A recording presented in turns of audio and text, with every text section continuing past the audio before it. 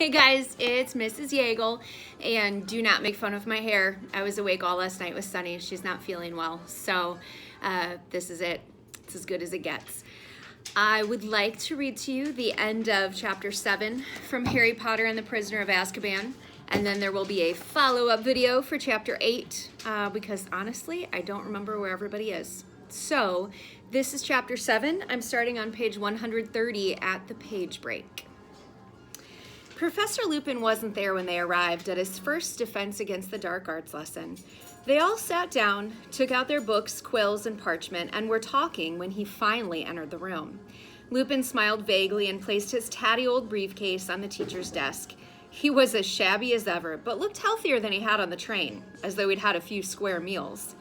"Good afternoon," he said. "Would you please put all your books back in your bags? Today's will be a practical lesson. You will need only your wands." A few curious looks were exchanged as the class put away their books.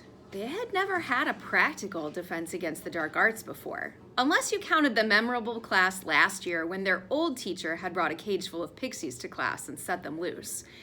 "Right then," said Professor Lupin when everyone was ready, "if you'll follow me." Puzzled but interested, the class got to its feet and followed Professor Lupin out of the classroom. He led them along the deserted corridor and around a corner, where the first thing they saw was Peeves the poltergeist, who was floating upside down in midair and stuffing the nearest keyhole with chewing gum. Peeves didn't look up until Professor Lupin was 2 feet away. Then he wiggled his curly-toed feet and broke into song. "Loony loopy loopin'," Peeves sang. "Loony loony loopin', loony loopy loopin'." Rude and unmanageable as he almost always was, Peeves usually showed some respect toward the teachers. Everyone looked quickly at Professor Lupin to see how he would take this. To their surprise, he was still smiling. "I'd take that gum out of the keyhole if I were you, Peeves," he said pleasantly. "Mr. Filch won't be able to get into his brooms." Filch was the Hogwarts caretaker, a bad-tempered, failed wizard who waged a constant war against the students, and indeed, Peeves. However, Peeves paid no attention to Professor Lupin's words, except to blow a loud, wet raspberry. Professor Lupin gave a small sigh and took out his wand. "This is a useful little spell," he told the class over his shoulder. "Please watch closely." He raised the wand to shoulder height and said, "What do I see?" and pointed it at Peeves. With the force of a bullet, the wad of chewing gum shot out of the keyhole and straight down Peeves's left nostril. He whirled upright and zoomed away, cursing. "Cool, sir," said Dean Thomas in amazement. "Thank you, Dean," said Professor Lupin, putting his wand away again. "Shall we proceed?" They set off again, the class looking at shabby Professor Lupin with increased respect. He led them down a second corridor and stopped right outside the staff room door. "Inside, please," said Professor Lupin, opening it and standing back. The staff room, a long paneled room full of old mismatched chairs, was empty except for one teacher. Professor Snape was sitting in a low armchair, and he looked around as the class filed in. His eyes were glittering, and there was a nasty sneer playing around his mouth. As Professor Lupin came in and made to close the door behind him, Snape said, "Leave it open, Lupin. I'd rather not witness this." He got to his feet and strode past the class, his black robes billowing behind him. At the doorway, he turned on his heel and said, "Possibly no one's warned you, Lupin, but this class contains Neville Longbottom. I would advise you not to entrust him with anything difficult, not unless Miss Granger is hissing instructions in his ear." Neville went scarlet. Harry glared at Snape. It was bad enough that he bullied Neville in his own classes, let alone doing it in front of other teachers. Professor Lupin had raised his eyebrows. "I was hoping that Neville would assist me with the first stage of the operation," he said, "and I'm sure he will perform it admirably." Neville's face went, if possible, even redder. Snape's lip curled, but he left, shutting the door with a snap. "Now then," said Professor Lupin, beckoning the class toward the end of the room, where there was nothing but an old wardrobe where the teachers kept their spare robes. As Professor Lupin went to stand next to it, the wardrobe gave a sudden wobble, banging off the wall. "Nothing to worry about," said Professor Lupin calmly, because a few people had jumped backward in alarm. "There's a boggart in there." Most people seemed to feel that this was something to worry about. Neville gave Professor Lupin a look of pure terror, and Seamus Finnegan eyed the now rattling doorknob apprehensively. Boggarts like dark enclosed spaces, said Professor Lupin. Wardrobes, the gap beneath beds, the cupboards under sinks. I once met one that had lodged itself in a grandfather clock. This one moved in yesterday afternoon, and I asked the headmaster if the staff would leave it to give my third years some practice. So the first question we must ask ourselves is, what is a boggart? Hermione put up her hand. It's a shapeshifter, she said.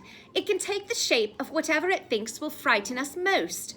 Couldn't have put it better myself, said Professor Lupin, and Hermione glowed.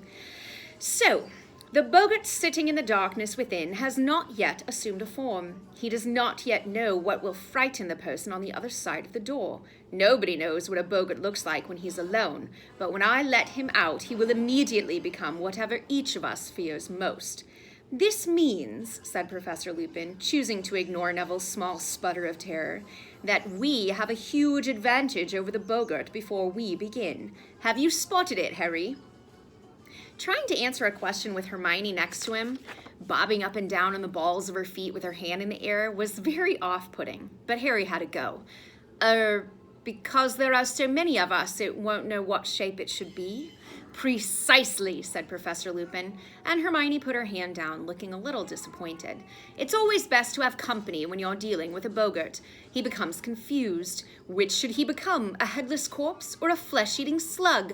I once saw a boggart make that very mistake, tried to frighten 2 people at once and turn himself into half a slug, not remotely frightening. The charm that repels a boggart is simple, yet it requires force of mind. You see, the thing that really finishes a boggart is laughter. What you need to do is force it to assume a shape that you find amusing. We will practice the charm without wands first. After me, please. Ridiculous! Ridiculous, said the class together. Good, said Professor Lupin. Very good. But that was the easy part, I'm afraid. You see, the word alone is not enough. And this is where you come in, Neville. The wardrobe shook again, though not as much as Neville, who walked forward as though he were heading for the gallows. Right, Neville, said Professor Lupin. First things first, what would you say is the thing that frightens you most in the world? Neville's lips moved, but no noise came out. Didn't catch that, Neville. Sorry, said Professor Lupin cheerfully. Neville looked around rather wildly, as though begging someone to help him, and then said in barely more than a whisper, Professor Snape. Nearly everyone laughed. Even Neville grinned apologetically.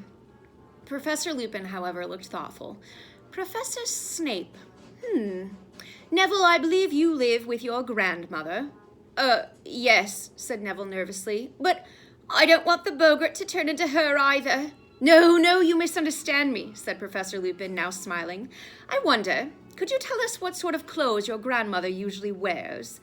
Neville looked startled, but said, well, always the same hat, a tall one with a stuffed vulture on top, and a long dress, green normally, and sometimes a fox fur scarf.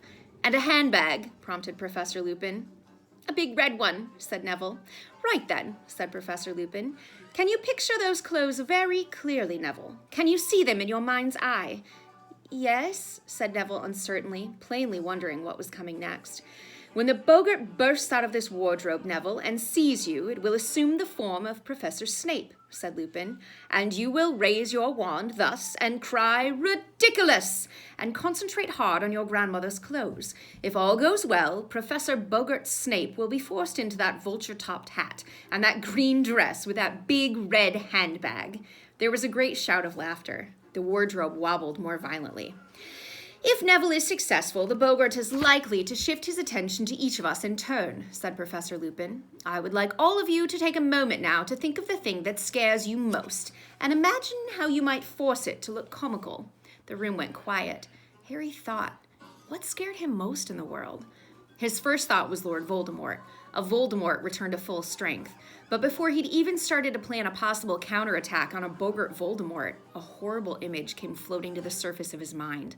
A rotting, glistening hand slithering back beneath a black cloak, a long, rattling breath from an unseen mouth, then a cold so penetrating it felt like drowning. Harry shivered, then looked around, hoping no one had noticed. Many people had their eyes tight shut. Ron was muttering to himself, Take its legs off. Harry was sure he knew what that was about. Ron's greatest fear was spiders. "Everyone ready?" said Professor Lupin. Harry felt a lurch of fear. He wasn't ready. How could you make a Dementor less frightening? But he didn't want to ask for more time. Everyone else was nodding and rolling up their sleeves. "Neville, we're going to back away," said Professor Lupin. "Let you have a clear field, all right? I'll call the next person forward. Everyone back now so Neville can get a clear shot." They all retreated, backed against the walls, leaving Neville alone beside the wardrobe. He looked pale and frightened, but he'd pushed up the sleeves of his robes and was holding his wand ready. "On the count of 3, Neville," said Professor Lupin, who was pointing his own wand at the handle of the wardrobe. 1, 2, 3, now! A jet of sparks shot from the end of Professor Lupin's wand and hit the doorknob. The wardrobe burst open. Hook-nosed and menacing, Professor Snape stepped out, his eyes flashing at Neville. Neville backed away, his wand up, mouthing wordlessly. Snape was bearing down upon him, reaching inside his robes. "Ridiculous!" squeaked Neville. There was a noise like a whip crack. Snape stumbled. He was wearing a long, lace-trimmed dress and a towering hat topped with a moth-eaten vulture, and he was swinging a huge crimson handbag. There was a roar of laughter. The boggart paused, confused, and Professor Lupin shouted, "Parvati, forward!" Parvati walked forward, her face set. Snape rounded on her. There was another crack, and where he'd stood was a blood-stained bandaged mummy. Its sightless face was turned to Parvati, and it began to walk toward her very slowly, dragging its feet, its stiff arms rising.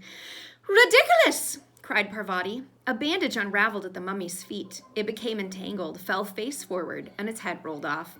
"Seamus!" roared Professor Lupin. Seamus darted past Parvati. Crack! Where the mummy had been was a woman with floor-length black hair and a skeletal green-tinged face, a banshee. She opened her mouth wide and an unearthly sound filled the room, a long, wailing shriek that made the hair on Harry's head stand on end. "Ridiculous!" shouted Seamus. The banshee made a rasping noise and clutched her throat. Her voice was gone. Crack! The banshee turned into a rat, which chased its tail in a circle. Then, crack! Became a rattlesnake, which slithered and writhed before, crack! Becoming a single bloody eyeball. "It's confused!" shouted Lupin. "We're getting there! Dean!" Dean hurried forward. Crack! The eyeball became a severed hand, which flipped over and began to creep along the floor like a crab. "Ridiculous!" yelled Dean. There was a snap, and the hand was trapped in a mousetrap. "Excellent! Ron, you next!" Ron leapt forward. Crack! Quite a few people screamed. A giant spider, 6 feet tall and covered in hair, was advancing on Ron, clicking its pincers menacingly.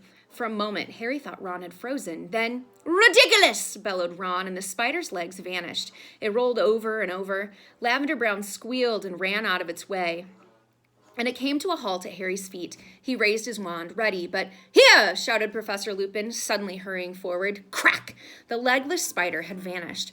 For a second, everyone looked wildly around to see where it was. Then he saw a silvery white orb hanging in the air in front of Lupin, who said, "Ridiculous!" almost lazily. Crack! "Forward, Neville, and finish him off!" said Lupin as the boggart landed on the floor as a cockroach. Crack! Snape was back. This time Neville charged forward, looking determined. "Ridiculous!" he shouted, and they had a split-second's view of Snape in his lacy dress before Neville let out a great ha of laughter, and the boggart exploded, burst into 1,000 tiny wisps of smoke, and was gone. "Excellent!" cried Professor Lupin as the class broke into applause. "Excellent, Neville! Well done, everyone! Let me see. 5 points to Gryffindor for every person to tackle the boggart, 10 for Neville because he did it twice, and 5 each to Hermione and Harry." "But I didn't do anything," said Harry. "You and Hermione answered my questions correctly at the start of class, Harry," Lupin said lightly. "Very well, everyone, an excellent lesson. Homework, kindly read the chapter on boggarts and summarize it for me, to be handed in on Monday. That will be all." Talking excitedly, the class left the staff room. Harry, however, wasn't feeling cheerful.